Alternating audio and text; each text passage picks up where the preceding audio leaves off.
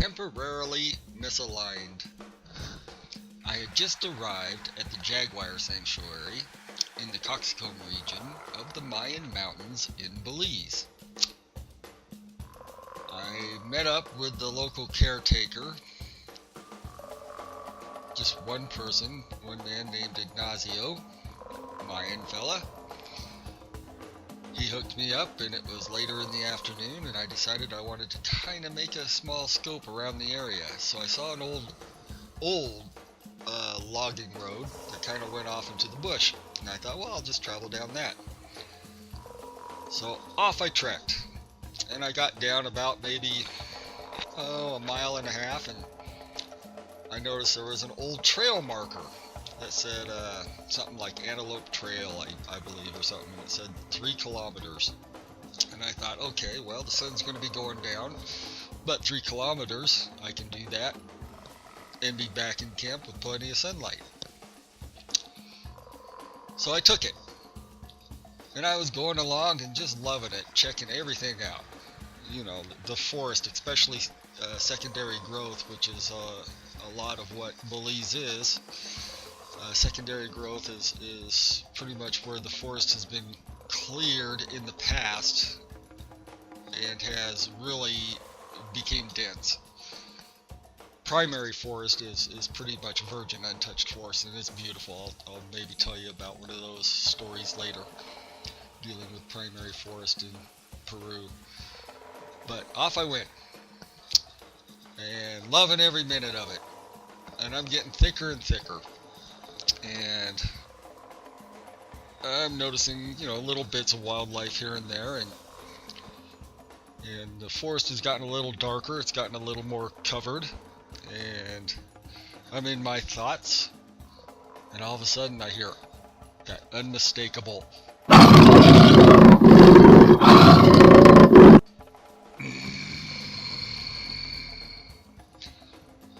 and I just stop and shudder. Just that little momentary rumble, that just that seething that just gets right into you, and I know it's a jaguar. And the thought stops, and I think, if she wanted me, she would not be pronouncing her presence. And when I thought that, I thought, yeah, she's just letting me know that this is her territory, and I should mind my P's and Q's. So I continued on.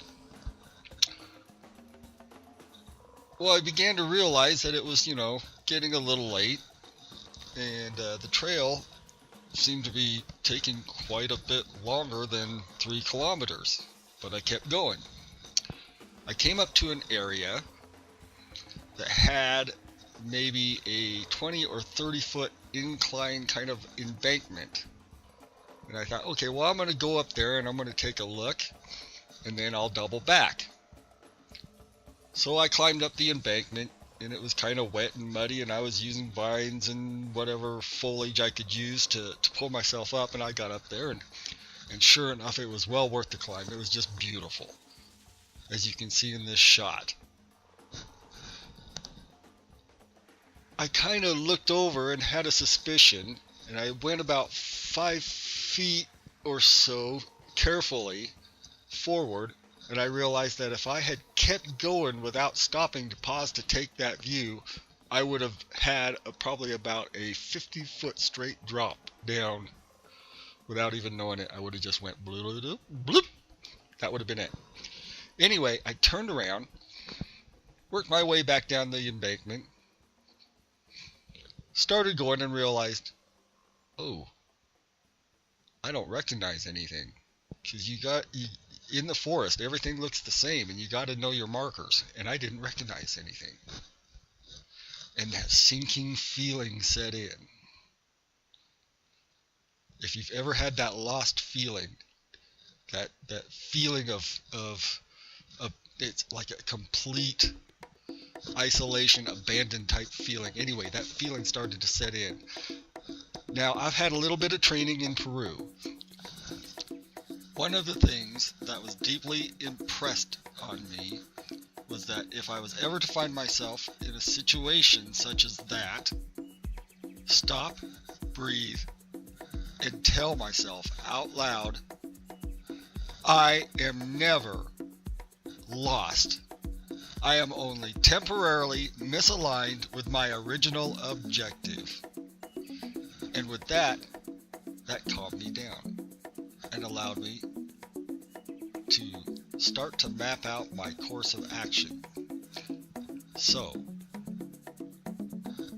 I staked my territory where I was, and I started to do perimeter circles at about 10 feet each time, hoping that I would find a marker, something familiar that I had seen, like possibly a termite mound or a termite nest in a tree, or any kind of marker such as that.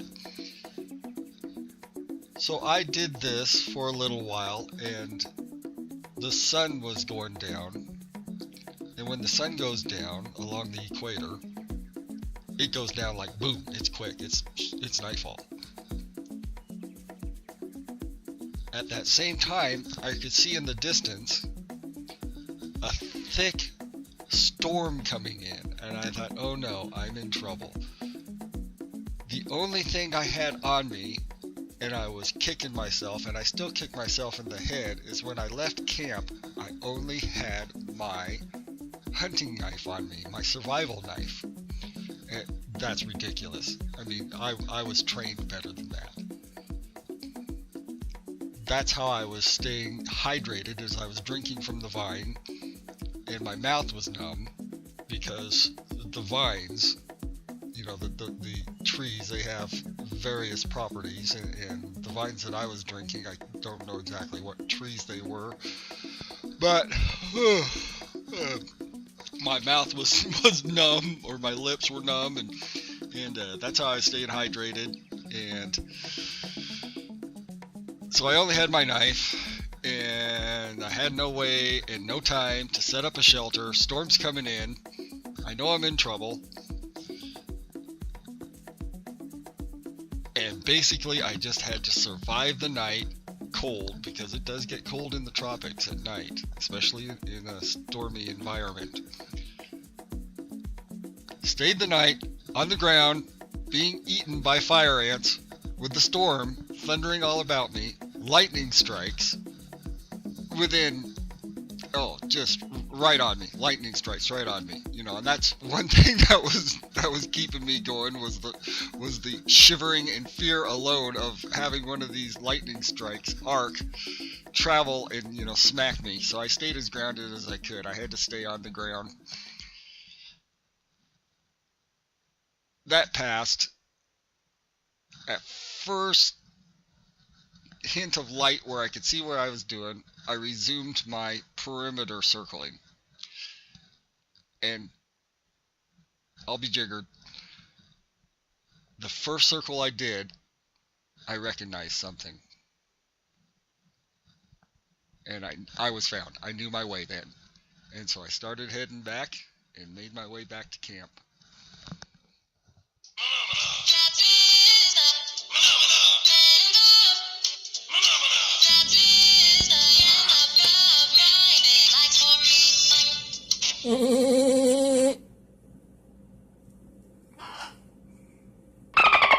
Oop.